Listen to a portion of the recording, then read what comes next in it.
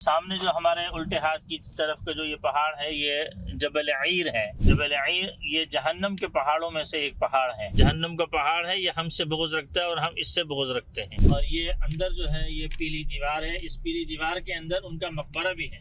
اچھا، حضرت ماریہ قبطیہ رضی اللہ، یہ جگہ ہے مسجد کی سائڈ، تو ایریا ہے، یہ باغ دکھ رہا ہے الٹے ہاتھ پہ۔ میں نے سنا ہے یہ الٹے ہاتھ پہ یہاں پیچھے بھی ہے، ہاں نظر آ رہا ہے، حضرت عبد الرحمن بن عوف رضی اللہ عنہ کا باغ تھا۔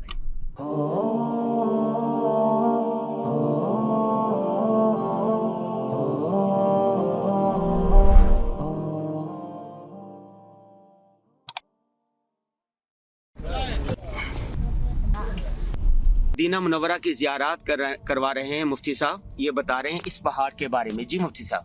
جی، یہ سامنے جو ہمارے الٹے ہاتھ کی طرف کا جو یہ پہاڑ ہے یہ جبل عیر ہے۔ جبل عیر یہ جہنم کے پہاڑوں میں سے ایک پہاڑ ہے، اور یہ جو علاقہ ہمارے دائیں بائیں آگے پیچھے جو دکھائی دے رہا ہے یہ سب یہودیوں کا علاقہ تھا، اور یہیں پر ہی الٹے ہاتھ میں کعب بن اشرف جو یہودیوں کا بڑا سردار تھا، اس کا گھر، اس کا قلعہ، اس کا وہ سب چیزیں وہ یہیں پر تھیں۔ اس کے ابھی بھی کچھ آثار موجود ہیں، لیکن وہ تھوڑا سا اندر کو ہیں، وہاں جایا نہیں جا سکتا۔ لوگ جاتے ہیں اپنے طور سے، لیکن ہم لوگ ماشاءاللہ کثیر تعداد میں ہیں، سب لوگوں کا جانا ممکن نہیں ہے۔ تو یہیں پر سے ہی وہ جو بورڈ دکھائی دے رہا ہے اس کے آگے کا علاقہ جو ہے وہ سارا کعب بن اشرف کی جگہ تھی۔ یہ ایر پہاڑ کی کیا مطلب وہ ہے، اس کی کوئی؟ بس یہ ایک پہاڑ ہے جو مدینہ منورہ کی حدود کو بھی متعین کرتا ہے۔ جو حضور علیہ والسلام کی ایک حدیث پاک میں ارشاد ہے کہ یہ جو حدود حرم ہے مدینہ منورہ کا، یہ جبل عیر اور جبل ثور، یہ احد پہاڑ کے پیچھے جبل ثور ہے جو تحقیق ہے، اس کے درمیان کا علاقہ یہ حدود حرم ہے۔ حضور علیہ السلام نے اپنی مدینہ منورہ کی جو حدود حرم ہے اس کو قائم فرمایا تھا۔ اس بارے میں ایک اور حدیث بھی تو آپ بتا رہے تھے نا کہ یہ حضور نے فرمایا کہ یہ بغض رکھتا ہے۔ ہاں، یہ جہنم کا پہاڑ ہے، یہ ہم سے بغض رکھتا ہے اور ہم اس سے بغض رکھتے ہیں۔ یہ عیر پہاڑ ہے، اور اس سلسلے میں جتنے بھی یہودی جو مسلمانوں کے خلاف جمع ہو کر میٹنگیں اور سازشیں کیا کرتے تھے، ان کی بیٹھک بھی انہی علاقوں میں ہوا کرتی تھی۔ مطلب یہ پورا علاقہ یہودیوں کا تھا۔ جی ہاں، ٹھیک۔ اچھا، اس میں بنو نذیر کے لوگ قریب رہا کرتے تھے۔ اچھا، بنو نذیر کے جو لوگ تھے وہ مسجد، مطلب تین قبیلے تھے نا یہودیوں کے، تین قبیلے تھے، بنو نذیر، بنو قریظہ، بنو قینقاع۔ تو یہ تینوں قبیلے اسی کے، یعنی بنو قریظہ تھوڑا سا اور فاصلے سے تھے، یہاں قریب میں جو ہے وہ بنو نذیر کا ہی خاندان آباد تھا۔ سن 6 ہجری کے بعد بہت سارے سلاطین نے یعنی مملکت کو خطوط بھیجے تھے اور اسلام کی دعوت بھیجی تھی۔ اس میں شاہ مقوقس بھی تھے کہ جن کو دعوت دی گئی تھی۔ شاہ مقوقس نے جواباً بہت سارے ہدایہ بھی بھیجے، تو ان ہدایہ میں سے 2 جو تھیں لونڈیاں تھیں، ایک حضرت ماریہ قبطیہ رضی اللہ تعالی عنہا کو بھیجا تھا، اور ایک اور صحابی، ایک اور لونڈی تھیں، وہ بھی صحابیہ تھی، بعد میں مسلمان ہو گئی تھیں، ان کو بھی بھیجا تھا۔ تو حضرت ماریہ قبطیہ رضی اللہ تعالی عنہا یہاں پر جہاں بھی ہم جا رہے ہیں وہاں پر ان کا گھر تھا۔ اچھا، اور ہم نے بھی وہ جگہ دیکھی ہے، مسجد بھی بنی ہوئی تھی وہاں پر، ابھی تو وہ جگہ بالکل خالی ہو گئی ہے۔ تو میں اشارہ کروں گا، بس آپ دیکھ لیجئے گا اس جگہ کو۔ یہاں حضور علیہ السلام نے 1 مہینہ جب اپنی ازواج سے ایلا کیا تھا، تو اپنی ازواج سے ایلا کے اوپر یہاں پر وہ جگہ ہے، یہاں پر رہے تھے۔ یہ جو لال سی جگہ ہے، ہاں، یہ لال سی جگہ ہے، یہ جگہ ساری۔ اور یہ اندر جو ہے یہ پیلی دیوار ہے، اس پیلی دیوار کے اندر ان کا مقبرہ بھی ہے۔ اچھا، حضرت ماریہ قبطیہ رضی اللہ، یہ جگہ ہے مسجد کی ساری، اور یہی جگہ ان کے جگہ کی تھی۔ یہ سارا مقبرہ ہے، اور یہ مقبرے سے ان کی قبر اثر بھی دور سے دکھائی دیتی ہے۔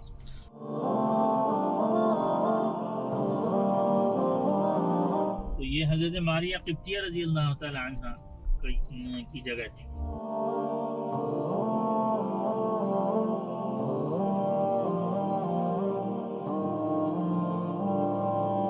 در حقیقت اپنے آبا و اجداد کے لحاظ سے وہ عیسائی تھے، جی. اور ان کے جو والد تھے وہ بہت بڑے راہب تھے، اور انہوں نے حضور پاک سرکار دو عالم صلی اللہ تعالی علیہ وسلم کی بہت زیادہ صفات اور ان کے بارے میں بہت ساری باتیں سن رکھی تھیں.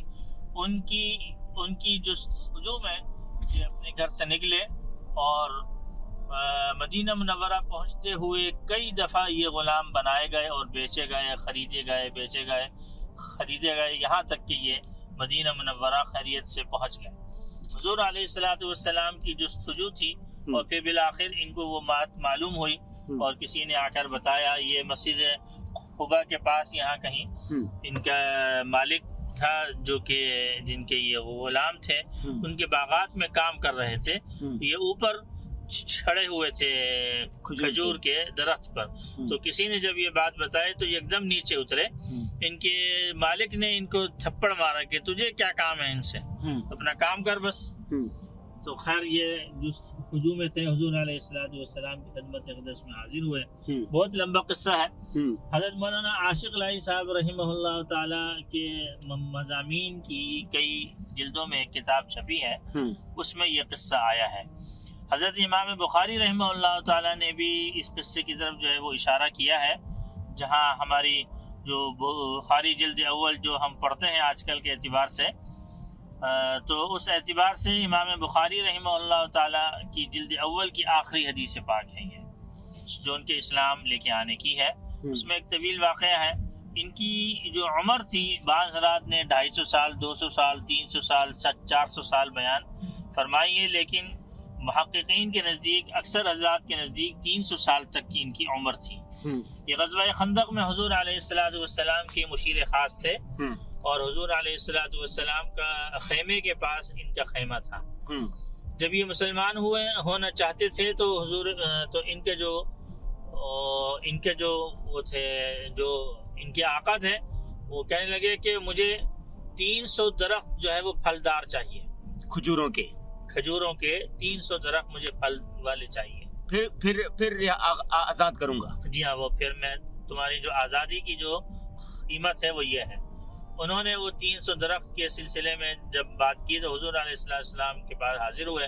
عرض کیا گیا رسول اللہ یہ میری آزادی ہے، تو اس سلسلے میں کیا ہوگا؟ حضور علیہ السلام تشریف لائے اور انہوں نے 300 درخت اپنے ہاتھوں سے لگائے، 1 سال کے اندر پھلدار ہو گئے، اور اس طریقے سے ان کو آزادی حاصل ہوئی.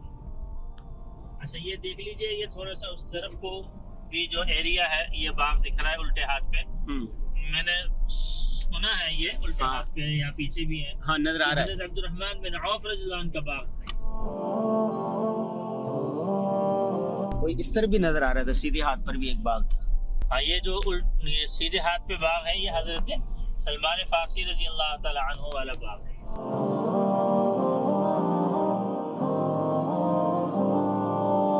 نہیں، یہ اس وقت سے یہ تسلسل سے تو نہیں ہوگا نا؟ جی ہاں، اس وقت سے نہیں، لیکن باغ کی جگہ ہے، یہ جگہ ہی. ہاں